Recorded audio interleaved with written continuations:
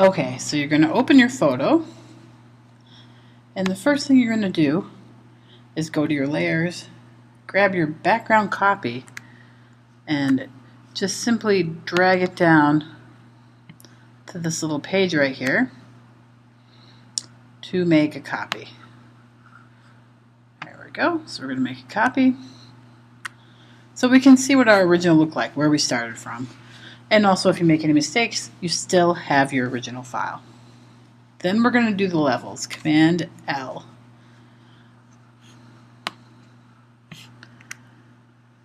Now, to really get a good color balance, we're going to go to the red layer and drag on both sides. The green layer, adjust both. I'm moving this over so I can see this wall is white, and I know it's white, so that gives me something to measure my color balance against. And the blue layer.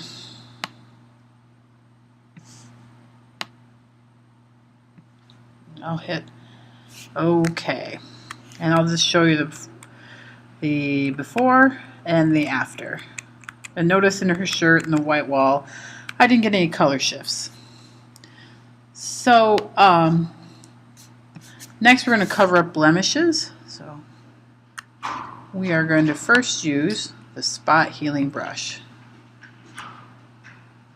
And you want to make sure you have a nice soft brush to choose from. You never want a hard edge. Remember, your brackets by P on the keyboard will make your brush bigger or smaller.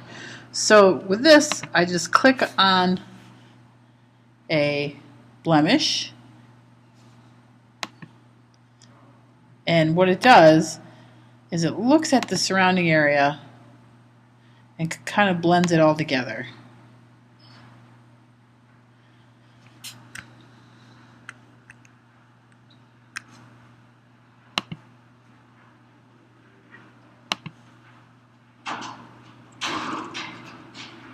So I'm just going through, getting rid of any obvious blemishes. Okay, now if you have a bigger area you wanted to cover, you would click and drag to the patch tool. So I'm just going to make her ultra perfect and grab this little area in here. It's really normal for this to be, you know, a little bit darker. That's the way people look, but when you're doing retouching, sometimes people want that ultra perfect look. I'm going to drag that here. There we go. And alright, so we got that. Okay, so now what I'm going to do is I'm going to label this layer. I'm going to just double click on it, and this is just for my own information. This is my corrected layer. And I'm going to drag this layer down and make a copy of this layer on the little page down here in the layers. And I'm going to name this one Glam. I'm not going to pick my magic wand tool. And remember, the higher this number up here, the more it'll choose, the lower the less amount it'll choose. It does it on, when you pick a sample area, 32 pixels of either side. So I want to keep adding, so I'm holding the shift down. And when you want to get her skin, don't worry too much about if other things get in the mix. You just want her skin, and if other things are selected, that's okay for now. Alright, so it's pretty close. So now to refine this, I'm going to grab the magic wand tool, and notice if I hold the option down I get a minus, and the shift I get a plus. Well, I want to subtract some things, so one thing I want to do, ooh, not that, is subtract the selection that is on her lips. I don't want them selected. So if I hold the option down, I get a negative, and I'm just going to drag around and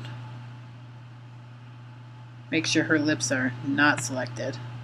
And I messed up a little, so I'll hold the shift down, and I'll add under here 2 the selection. So Shift adds to your selection, Option subtracts.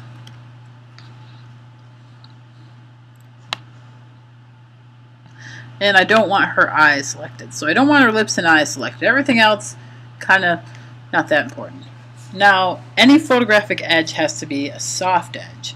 So I'm going to go Select, Modify, Feather, because we need to make it a soft edge. Hard edges don't look realistic. They'll look like mistakes. Depending on the size of your image, you may need to feather it more. You may need to feather it less. This is a 300 dpi image, about 8 by 10. If you had a smaller image, this might be too much feathering. So it's kind of trial and error. 15 should be fine for now. So I'm going to hit Return. There we go. Now I have my feathered skin selection and some of the hairs in there. That's fine. I'm going to go to Filter, Blur, Surface Blur. Filter, Blur, Surface Blur. And I'm going to type in, if it's not already in there, type in 50, 50. And I'm going to hit OK.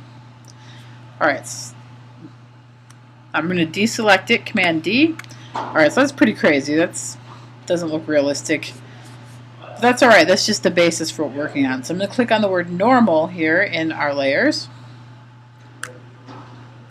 And I'm going to drag to overlay. So now what we have is this kind of, it's more dramatic looking. It looks like I had a better light source than I did, which I just had a window. And it does smooth the skin out, but it is too saturated. That's okay, we can fix that. We're going to use an adjustment layer. An adjustment layer is a layer that acts out kind of like, it adjusts your image, but it sits on top of your image instead of changing your image, so it won't permanently alter your image. So I'm going to click here, and I'm going to go to Hue Saturation, because it's too saturated. And then, yeah, this is just too red. I'm going to hold the Option down, and when I do that, let me get real close here. Now when I hold the Option down, there we get that little arrow pointing down with a square by it. What that does is it will clip the hue saturation mask or the hue saturation layer just to the glam layer, and we want to do that. So click, and now see that it has a little arrow clipping it just to this layer. If we wanted to undo it, we just hold the Option and re-click, but we want to keep it like that. And notice that this has come up, this properties of the hue saturation. Sometimes you have to look for this to find it, but it's there somewhere. I'm going to pull the saturation down.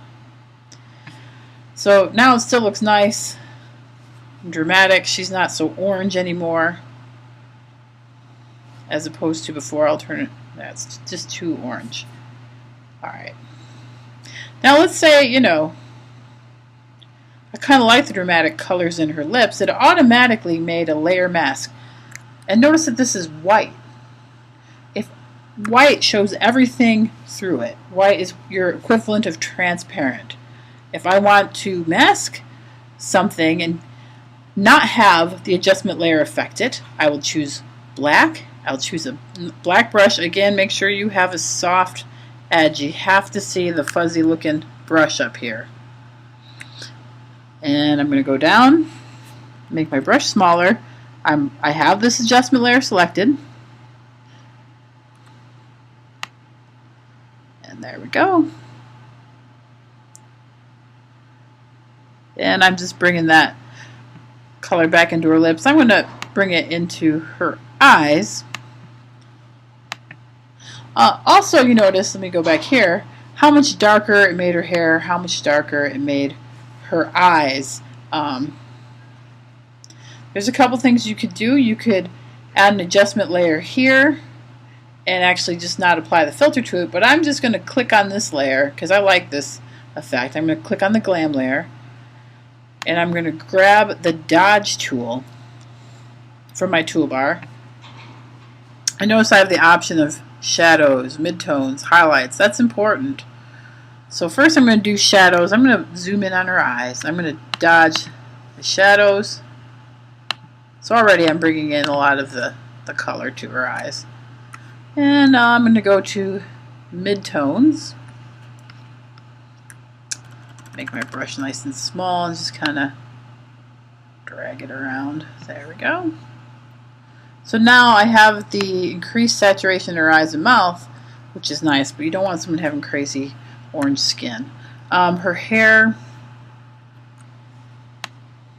I'll just dodge it a little because it's definitely darker than it was. Okay, so that's kind of the glam one. As you go along, you kind of forget what the original looked like, so there's the original. And I didn't make her look, crazy or anything. I just made it look like we had better lighting system and that she had, just a few blemishes removed. A little more glamorous.